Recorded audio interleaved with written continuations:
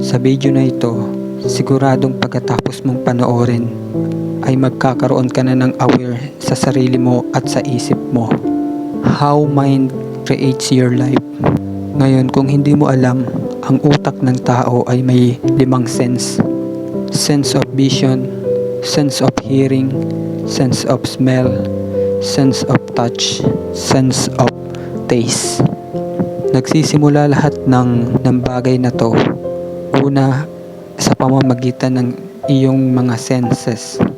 Halimbawa, sa sense of hearing, sa loob ng tahanan nyo meron kang laging naririnig ng mga masasamang salita na laging binabanggit ng mga kasama mo sa iyong buhay. Mga kapamilya mo, lagi mong naririnig sa kanila yung mga salita na yun. Ngayon, kung hindi ka aware sa isip mo, kung hindi mo kontrolado yung isip mo, habang tumatagal, yung mga sinasabi ng mga nasa paligid mo na mga pagmumura, mga masasama, habang tumatagal, ma-adapt mo, mahahawa ka sa mga sinasabi ng iba. Kumbaga, nagagaya mo na sila dahil wala kang ang awareness sa iyong sarili. Wala kang motivation, foundation na magdidikta na dapat na dinidikta mo sa sarili mo. Ngayon, sa pamamagitan ng sense of hearing, kung ano yung narinig mo, magi-strike yan ngayon sa isip mo at magpa-function, magsa-cycle. Kung hindi mo na control sa taas yung masasamang salita dahil hindi ka nga aware, diretso yan ngayon sa puso mo. At pagdating sa puso mo, automatic yan na magkukos ng desire. Dahil ang puso ay mandaraya, hindi napipigilan ng puso. Yung isip napipigilan pa, pero ang puso hindi na. Kaya magkukos na yun ng desire, at pagkatapos ng desire ay action. Pagkatapos ng action ay consequence. Ngayon, ito yung magiging consequence ng mga masasamang salita na nakuha mo sa iba.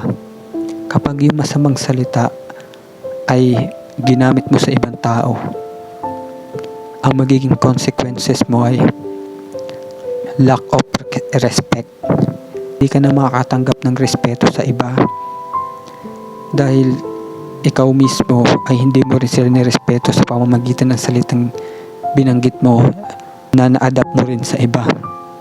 Kaya napakabuti, napakainam na magkaroon ka ng control sa isip mo.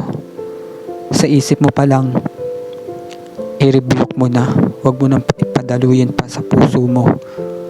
Dahil once na hindi mo pinigilan ang negative thoughts sa taas ng isip mo, magkukos na yung desire. Pag nag-cause yan ng desire, finish ka.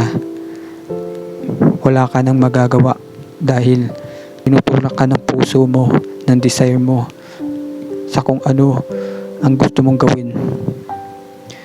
Kaya hanggat maaga, agapan mo sa isip mo. Huwag mong patulan ang negative thoughts sa isip mo. Kung nai-stress ka, meron kang anxiety at depression, huwag mong patulan. Huwag mong tambayan yung isip na yan. Hayaan mo lang dumalaw yung mga negatibong kaisipan at palitan mo ng positibo.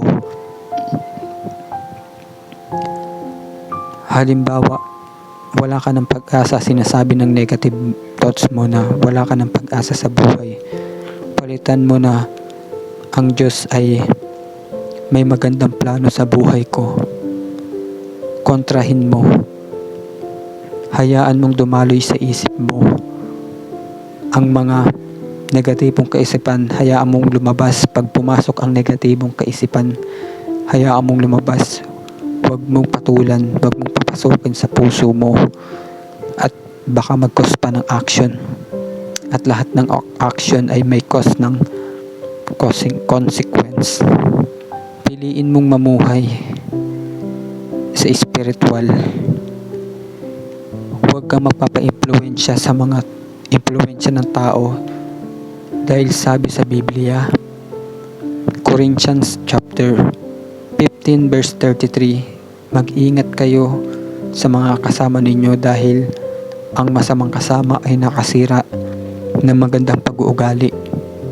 Huwag mong tularan ang ginagawa ng mundo, yung kasamaan nila. Magpasakop ka sa kalooban ng Diyos. Magpasakop ka at matuto sa mga spiritual na bagay, sa mga salita ng Diyos.